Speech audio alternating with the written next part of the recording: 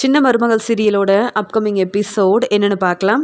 அப்பத்தா வசந்தி செல்லப்பாண்டி யார்கிட்டையும் சொல்லாமல் தமிழ் செல்வியோட குழந்தைய எடுத்துக்கிட்டு இங்கே சேதுவை பார்த்து பேசணும். சேதுக்கிட்ட இந்த குழந்தைய கொடுக்கணும். இனி சேது இந்த குழந்தைக்காக தன்னுடைய வாழ்க்கையை இனி பார்த்துக்கணும்.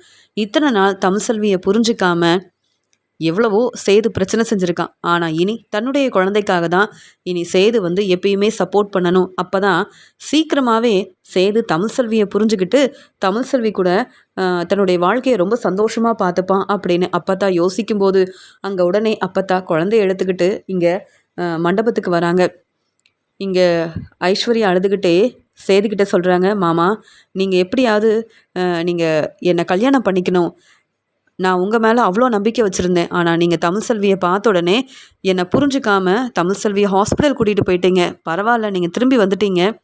என்ன தான் தமிழ் செல்வி உங்ககிட்ட பேசினாலும் நீங்கள் மனசு மாற மாட்டீங்கன்னு உங்கள் மேலே எனக்கு நம்பிக்கை இருக்குது. இப்போ உங்கள் குழந்தைய பார்த்துட்டு வந்திருக்கீங்க, நீங்கள் மனசு மாறலல்ல அப்படின்னு சொல்லும்போது, இல்லை ஐஸ்வர்யா, நீ என்னை சரியாக புரிஞ்சுக்கல. எனக்கு இந்த கல்யாணத்தில் கொஞ்சம் கூட விருப்பமே இல்லைன்னு என் அப்பா கிட்ட சொல்கிறதுக்காக தான் வந்தேன். அப்போ தான் தமிழ் செல்வியை பார்த்த உடனே தமிழ் செல்வி ரொம்ப கஷ்டப்படுறத புரிஞ்சுக்கிட்டேன். உடனே ஹாஸ்பிட்டலுக்கு கூட்டிகிட்டு போனேன். அப்படியே விட்டுட்டு வர முடியாதுல்ல. என்ன இருந்தாலும் என்னுடைய குழந்தைய பார்க்காம எப்படி என்னால் இங்கே வர முடியும் அப்படின்னு சொல்லிட்டு என் அப்பா ஃபோன் பண்ணார். அதனால தான் வந்தேன். அப்பா, எனக்கு இந்த கல்யாணத்தில் கொஞ்சம் கூட விருப்பமே இல்லை. இந்த கல்யாணம் எனக்கு வேண்டாப்பான்னு சொல்லும்போது, சேது, தமிழ் செல்விக்கு நீ செஞ்ச உதவியை நினச்சி சந்தோஷப்படுறேன். அதுக்காக இந்த கல்யாணம் வேண்டான்னு ஏன் சொல்லணும் அப்படின்னு சொல்லும்போது, ஆமாம் சேது, நீ தானே ஐஸ்வர்யாவை கல்யாணம் பண்ணிக்கணும்னு சொன்னேன். உன் பேச்சை கேட்டு தானே கல்யாணம் ஏற்பாடெல்லாம் செஞ்சுருக்கேன்.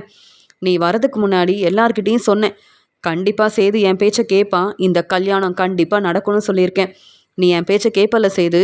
இனி தமிழ் செல்வி நம்ம வீட்டு மருமகளாக வரவே முடியாது. என்னதான் நம்ம வீட்டு வாரிசை பார்க்கணும்னு நினச்சாலும் தமிழ் செல்வி யோசிக்கிறது மட்டும்தான் நடக்கும். அதனால் பேசாமல் ஐஸ்வர்யாவை நீ கல்யாணம் பண்ணிக்கணும். அப்போ தான் உன்னுடைய வாழ்க்கை சந்தோஷமாக இருக்கும். இவ்வளோ நேரம் ஐஸ்வர்யாவோட அப்பா என்கிட்ட கேட்டுக்கிட்டே இருந்தார், இந்த கல்யாணத்தை நீங்கள் தான் நடத்தி வைக்கணும் ராஜாங்கன்னு. அவங்க எல்லாரும் என்கிட்ட பேசினாங்க. நான் அப்போவே சொல்லிட்டேன், சேது என் பையன் என் பேச்சை கண்டிப்பாக கேட்பான். நீங்கள் கவலைப்படாமல் இருங்க. ஐஸ்வர்யா எங்களை நம்பி வந்திருக்காங்க. கண்டிப்பாக உங்கள் பொண்ணு ஐஸ்வர்யா எங்கள் வீட்டு மருமக தான் அப்படின்னு தெளிவாக சொல்லியிருக்கேன். இப்போ இந்த கல்யாணம் வேண்டான்னு சொன்னால் சொந்தக்காரங்க கிட்ட நான் தான் பதில் சொல்லணும். என் பேச்சை கேட்பேனா இப்போவே இந்த கல்யாணம் நல்லபடியாக நடக்கணும் சேது அப்படின்னு சொல்லும்போது உடனே சேது சொல்கிறாங்க, இல்லைப்பா, இன்னும் கொஞ்ச நாள் கழித்து இந்த கல்யாணம் ஏற்பாடெல்லாம் செய்யலாமே, இப்போ வேண்டாப்பா இந்த கல்யாணம் அப்படின்னு சொல்லும்போது உடனே இங்கே சாவித்திரி சொல்கிறாங்க, அண்ணே, என்ன இருந்தாலும் தமிழ் செல்விக்கு குழந்தை பிறந்திருக்கு, கொஞ்ச நாள் கழித்து எல்லா ஏற்பாடையும் பார்த்துக்கலாண்ணே. இங்கே சேது இந்த கல்யாணம் வேண்டான்னு சொன்னதுக்கப்புறம் நீங்கள் எதுக்குன்னு ஐஸ்வர்யாவுக்கும் சேதுவுக்கும் கல்யாணத்தை செஞ்சு வைக்கணும்னு நினைக்கிறீங்க? அண்ணே, சேதுவுக்கு இந்த கல்யாணத்தில் விருப்பம் இல்லை. நீங்கள் இந்த கல்யாணத்தை செஞ்சு வச்சதுக்கப்புறமா சேது மனசு மாறிட்டானா அப்புறம் ஐஸ்வர்யாவோட வாழ்க்கையை பற்றி நம்ம யோசிக்கணும்ல. இப்போ சேது பேச்சை கேட்டால் அதுக்கப்புறம் கொஞ்ச நாள் கழித்து சேது ஐஸ்வர்யாவை புரிஞ்சுக்கிட்டும் அதுக்கப்புறம் கல்யாண ஏற்பாடெல்லாம் செய்யலாம். இப்போ நீங்கள் சேது பேச்சை கேட்காம இந்த கல்யாணத்தை செஞ்சு வச்சாலும் அதுக்கப்புறம் சேது ஐஸ்வர்யாவை புரிஞ்சுக்கலன்னா அதனால தான் சொல்கிறேன் அப்படின்னு சொல்லும்போது மோகனா சொல்கிறாங்க, ஆமாங்க, சாவித்திரி சொல்கிறது சரிதானே.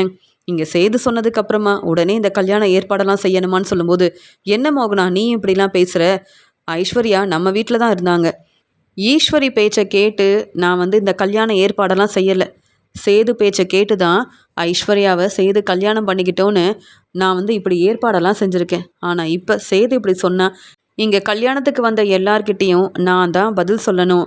மோகனா நீ அமைதியாரு, சேதுக்கிட்ட நான் பேசிக்கிறேன்னு சொல்லிட்டு, என்ன சேது என்ன ஆச்சு அப்படின்னு சொல்லும்போது உடனே சேது யோசனை பண்ணி பார்க்குறாரு. தன்னுடைய குழந்தைய அப்பத்தா கொண்டு வந்து கொடுத்தப்ப நான் கொஞ்சம் கூட யோசிக்காமல் உடனே கிளம்பி வந்துட்டேன்.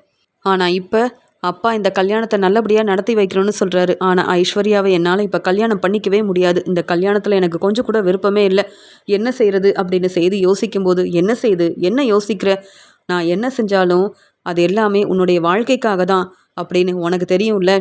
நீ தான் தமிழ் செல்வியை விரும்பி கல்யாணம் பண்ணிக்கிட்ட. தமிழ் செல்வியால் நம்ம வீட்டில் எவ்வளோ பிரச்சனை வந்தது. தமிழ் செல்வி நம்ம பேச்சை கேட்கல, நீயும் தமிழ் செல்வியை புரிஞ்சிக்கல. அதனால் இனி உன்னுடைய வாழ்க்கையை பற்றி நாங்கள் யோசிக்க வேண்டாமா? இப்படியே நீ தனியாக இருந்து கஷ்டப்படணுமா? இதெல்லாம் பார்த்துட்டு என்னால் பொறுமையாக இருக்க முடியாது சேது. அதனால் நான் சொல்கிறத கேளு. பேசாமல் ஐஸ்வர்யாவை கல்யாணம் பண்ணிக்க. ஐஸ்வர்யா நம்மளை நம்பி தான் இருக்காங்க. அப்படி இருக்கும்போது இப்படி இந்த கல்யாண ஏற்பாடெல்லாம் செஞ்சுட்டு இப்போ இந்த கல்யாணம் வேண்டான்னு நீ சொன்னா ஐஸ்வர்யாவோட மனசு எவ்வளோ வேதனைப்படும், நீ கொஞ்சம் யோசிச்சு பாரு அப்படின்னு சொல்லும்போது இங்கே சேதுவால் ராஜாங்கத்துக்கிட்ட பேசி புரிய வைக்க முடியல. சேது, நீ ஐஸ்வர்யா கிட்ட பேசி பாரு சேது, இந்த கல்யாணம் இப்போ நடக்க வேண்டான்னு நீ சொல்கிற, அதெல்லாம் எனக்கு புரியுதுன்னு சாவித்திரி சொல்கிறாங்க. ஈஸ்வரி சொல்கிறாங்க. போதும், அதான் சேது அமைதியாக இருக்கான்ல, இந்த கல்யாணம் கண்டிப்பாக நடக்கும். என்ன ஐஸ்வர்யா, நீ சந்தோஷமாக இருக்கணும் அப்படின்னு ஐஸ்வர்யாவை கூப்பிட்டு வராங்க. உடனே சேது சொல்கிறாங்க, அப்பா இந்த கல்யாணம் இப்போ வேண்டாம்ப்பான்னு மறுபடியும் சொல்கிறாரு. போதும் சேது, இத்தனை நாள் உன்னுடைய பேச்சை நான் கேட்டுட்டு இருந்தேன், இனி என் பேச்சை நீ கேளு. இப்படி நீ பேசுகிறதால எல்லார் முன்னாடியும் பதில் பேச முடியாமல் தலை குனிஞ்சு அவமானப்பட்டு நிற்கிறேன். நல்ல வேலை நீ கிளம்பி வந்துட்ட, இப்போ நீ தான் ஐஸ்வர்யாவை கல்யாணம் பண்ணிக்கணும் அப்படின்னு சொல்லும்போது வேற வழி இல்லாமல் அங்கே மணமேடைக்கு வந்த சேது ஐஸ்வர்யாவை பார்க்கும்போது ஐஸ்வர்யா சொல்கிறாங்க, மாமா உங்களை உண்மையாகவே நான் விரும்புகிறேன், என்னை நீங்கள் கண்டிப்பாக கல்யாணம் பண்ணிக்கணும். இந்த கல்யாணம் நல்லபடியாக நடக்கணும்னு நான் எவ்வளோ ஆசைப்பட்டேன். ஆனால் நீங்கள் தமிழ்செல்வியை பார்த்த உடனே என்னை கண்டுக்காமல் என் பேச்சை கேட்காம தமிழ்செல்வியை உடனே ஹாஸ்பிட்டல் கூட்டிகிட்டு போயிட்டீங்க.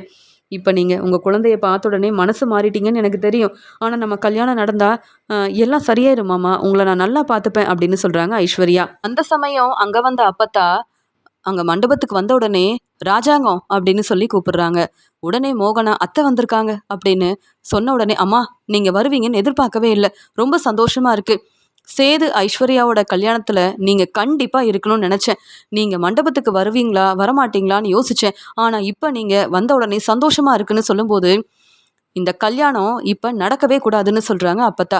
உடனே சேது அங்கே வராரு. வந்த உடனே, அப்பத்தா நீங்கள் என்ன இங்கே வந்திருக்கீங்க, தமிழ்செல்வி ஹாஸ்பிட்டலில் தானே இருக்கா, தமிழ்செல்வியை நீங்கள் தானே பார்த்துக்கணும்னு சொல்லும்போது, போதும் சேது, உன்னுடைய குழந்தைய பார்க்காம நீ உடனே கிளம்பி வந்துட்ட, அப்புறம் தமிழ்செல்வி மட்டும் இங்கே ரொம்ப கஷ்டப்படணுமான்னு சொல்லும்போது, என்ன அப்பத்தா என்ன பேசுகிறீங்கன்னு கேட்கும்போது, கொஞ்சம் கூட பொறுப்பு இல்லாமல் உன்னுடைய குழந்தைய பார்க்காம எப்படி செய்து உடனே இங்கே கிளம்பி வந்துட்ட, முதல்ல உன்னுடைய குழந்தைய நீ வாங்கிக்கோ, அதுக்கப்புறமா ஐஸ்வர்யாவை கல்யாணம் பண்ணணுமா வேண்டாமான்னு நீ தான் யோசித்து ஒரு நல்ல முடிவாக எடுக்கணும்.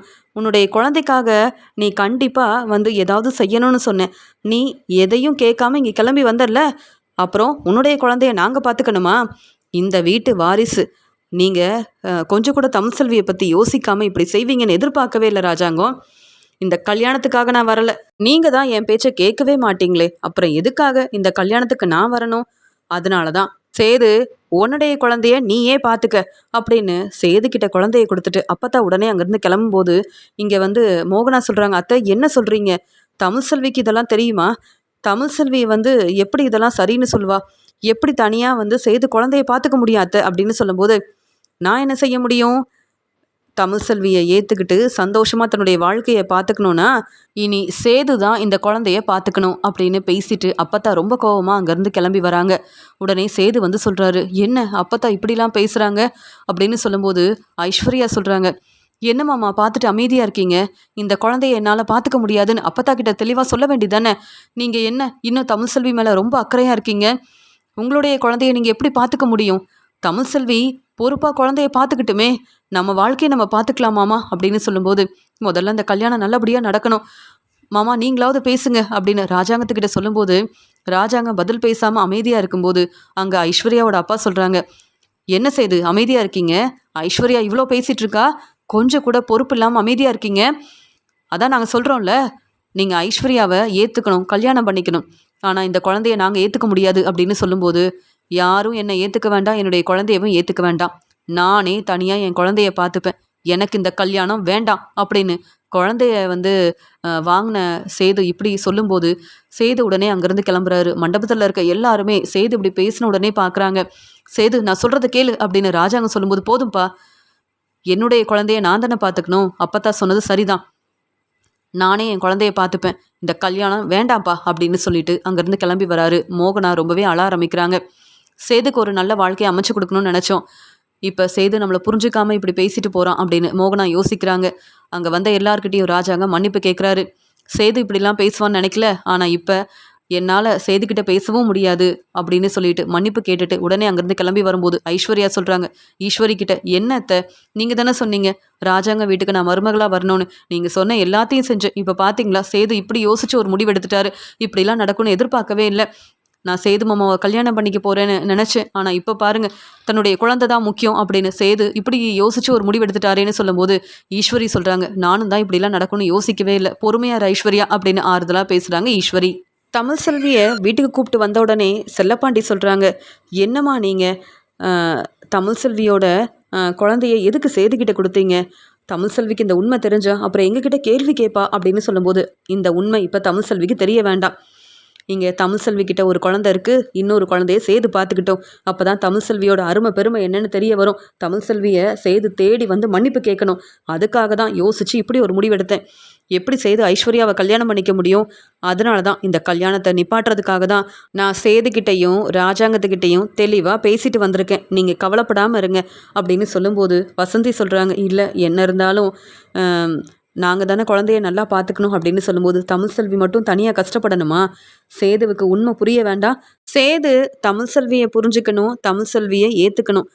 அதுக்காக தான் இப்படியெல்லாம் நான் செஞ்சுருக்கேன். நீங்கள் கவலைப்படாமல் இருங்க அப்படின்னு பேசிகிட்டு இருக்கும்போது காவ்யா அப்பத்தாக்கு ஃபோன் பண்ணுறாங்க. அப்பத்தா சொல்கிறாங்க, தமிழ் செல்வி இப்போ ரொம்ப நல்லா இருக்கா அப்படின்னு சொல்லும்போது அப்பத்தா நடந்த உண்மையை காவ்யா கிட்ட சொல்கிறாங்க.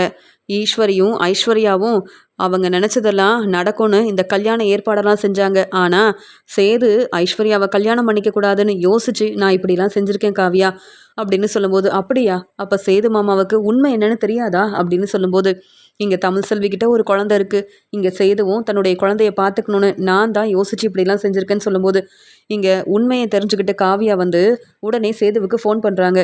சேது சொல்கிறாங்க, காவ்யா எப்படி இருக்குன்னு கேட்குறாங்க. நாங்கள் சந்தோஷமாக தான் இருக்கோம் மாமா, ஆனால் நீங்கள் தான் தேவையில்லாத வேலையை செய்கிறீங்கன்னு சொல்லும்போது, என்ன சொல்கிற காவியான்னு கேட்கும்போது, இல்லை இப்போ நீங்கள் தானே உங்கள் குழந்தைய பார்த்துக்கிறீங்க அப்படின்னு சொல்லும்போது, ஆமாம் அப்படின்னு சொல்லும்போது, ஈஸ்வரியத்தை பேச்சை கேட்டு ஐஸ்வர்யாவை கல்யாணம் பண்ணிக்கணும்னு வேற நீங்கள் யோசனை பண்ணியிருக்கீங்க. நல்ல வேலை, ஈஸ்வரியத்தை நினச்சது நடக்கலை, இந்த கல்யாணமும் நடக்கலை. இப்போ தான் எனக்கு ரொம்ப நிம்மதியாக இருக்குது, சந்தோஷமாக இருக்குது. நீங்கள் ஒரு குழந்தைய வச்சுருக்கீங்க, அதே மாதிரி தமிழ் செல்வியும் ஒரு குழந்தைய வச்சுருக்காங்க. தமிழ் செல்விக்கு 2 குழந்தை பிறந்திருக்குன்னு உங்களுக்கு தெரியும்ல அப்படின்னு சொல்லும்போது, உங்கள் குழந்தைய பார்க்காம இன்னும் எத்தனை நாள் தான் இப்படியே இருக்க போகிறீங்க அப்படின்னு சொல்லும்போது, இல்லை காவியா, நான் அந்த குழந்தைய பார்க்கவே இல்லை, உடனே மண்டபத்துக்கு வந்துட்டேன் அப்படின்னு சொல்லும்போது, ஏன் உங்கள் குழந்தைய பார்க்கணுன்னு உங்களுக்கு தோணவே இல்லையா? உங்களுக்கு தமிழ் செல்வி மேலே கோபம் இருக்கலாம், ஆனால் அதெல்லாம் மறந்துட்டு உங்கள் வாழ்க்கைக்காக தமிழ் செல்வியை ஏற்றுக்கணும், உங்கள் குழந்தைய நல்லா பார்த்துக்கணும்னு ஏன் உங்களுக்கு புரிய மாட்டேங்குது? இதெல்லாம் நாங்கள் சொல்லி தான் உங்களுக்கு புரியணுமா? தமிழ் செல்வியை உண்மையாகவே விரும்பி தானே கல்யாணம் பண்ணீங்க. என்ன பிரச்சனை வந்தாலும் நீங்கள் எப்படி தமிழ் செல்வியை விட்டு கொடுக்கலாம்? தமிழ் செல்வியால் எவ்வளவோ வந்து உங்கள் வீட்டில் உள்ளவங்களுக்கு தமிழ் செல்வி உதவி செஞ்சுருக்காங்க, சப்போர்ட் பண்ணியிருக்காங்க, நல்லது செஞ்சுருக்காங்க. அதெல்லாம் யோசிக்க மாட்டீங்க. ஆனால் தமிழ் செல்வியை புரிஞ்சுக்காமல் பேசுகிறீங்களே, இதெல்லாம் சரிதானா?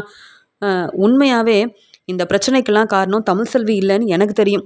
எனக்கு என்னவோ ஐஸ்வர்யா உங்களை கல்யாணம் பண்ணிக்கிறதுக்காக இங்கே ஐஸ்வர்யா ஈஸ்வரி பேச்சை கேட்டு தான் இப்படிலாம் பிரச்சனை செஞ்சுருப்பாங்கன்னு நான் நினைக்கிறேன். உண்மை என்னன்னு தெரியாமல் எதுக்காக நீங்கள் தமிழ் செல்விக்கிட்ட இன்னும் பேசாமல் இருக்கீங்க? உங்கள் குழந்தைக்காக நீங்கள் மனசு மாறணும், நீங்கள் சந்தோஷமாக தமிழ் செல்வியை ஏற்றுக்கணும்.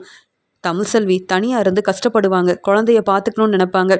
ஆனால் நீங்கள் உங்கள் வாழ்க்கையை பார்த்துக்கணுன்னா தமிழ் செல்வியை புரிஞ்சுக்கணும், தமிழ் செல்விக்கிட்ட மன்னிப்பு கேட்டு தமிழ் செல்வியை ஏற்றுக்கணும். இதுக்கு மேலே நான் உங்களுக்கு வந்து பேச வேண்டிய அவசியமே இல்லை. நான் வந்து பேச வேண்டியதெல்லாம் பேசிட்டேன். முதல்ல உங்கள் குழந்தைய போய் பாருங்கள், தமிழ் செல்வியை பாருங்கள், அப்போ தான் உங்கள் வாழ்க்கை சந்தோஷமாக இருக்கும்.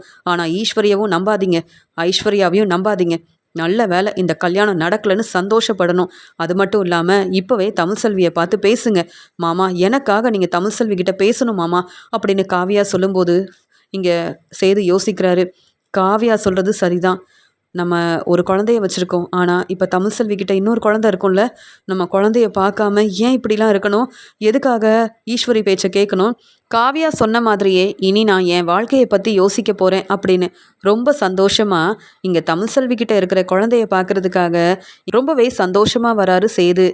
அப்பத்தா நினச்ச மாதிரியே சேது அங்கே தமிழ் செல்வியோட வீட்டுக்கு வந்த உடனே, சேது நீ வருவன்னு எனக்கு தெரியும் சேது, தமிழ் செல்வி உனக்கு 2 குழந்தை பிறந்தது அப்படின்னு சொல்லும்போது, அப்பத்தா என்ன சொல்கிறீங்க அப்படின்னு கேட்கும்போது உடனே சேது உண்மையை சொல்கிறாரு. ஆமாம், சேது மனசு மாறுறதுக்காக தான் நான் இந்த குழந்தைய சேதுக்கிட்ட கொடுத்தேன்.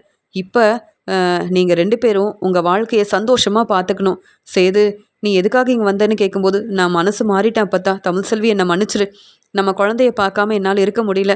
நம்ம குழந்தைக்காக தான் நான் மனசு மாறிட்டேன். உன்னை புரிஞ்சுக்காம இத்தனை நாள் பிரச்சனை செஞ்சதுக்காக உன்கிட்ட மன்னிப்பு கேட்கறதுக்காக வந்தேன் அப்படின்னு தமிழ்செல்வி கிட்ட மன்னிப்பு கேட்குறாரு சேது. அப்பதான் தமிழ்செல்விக்கு உண்மை என்னன்னு தெரிய வருது. அப்பத்தா தான் இங்க சேது தமிழ்செல்வி தன்னுடைய வாழ்க்கையை சந்தோஷமா பார்த்துக்கணுன்றதுக்காக இப்படி ஒரு வேலையை செஞ்சிருக்காங்க. ஆனா இந்த உண்மை தெரியாம இத்தனை நாள் இருந்திருக்கேன்னு தமிழ்செல்வி உண்மை என்னன்னு தெரிஞ்சுக்கிட்டு ரொம்பவே அழ ஆரம்பிக்கிறாங்க. சேது மன்னிப்பு கேட்ட உடனே இங்க அப்பத்தா சந்தோஷப்படுறாங்க. எப்படியோ இங்க காவியா உண்மையை சொன்னதால தமிழ்செல்வியும் சேதுவும் ஒருத்தரை ஒருத்தர் புரிஞ்சுக்கிட்டாங்க. எனக்கு இதுவே போதும் அப்படின்னு ரொம்ப சந்தோஷப்படுறாங்க அப்பத்தா.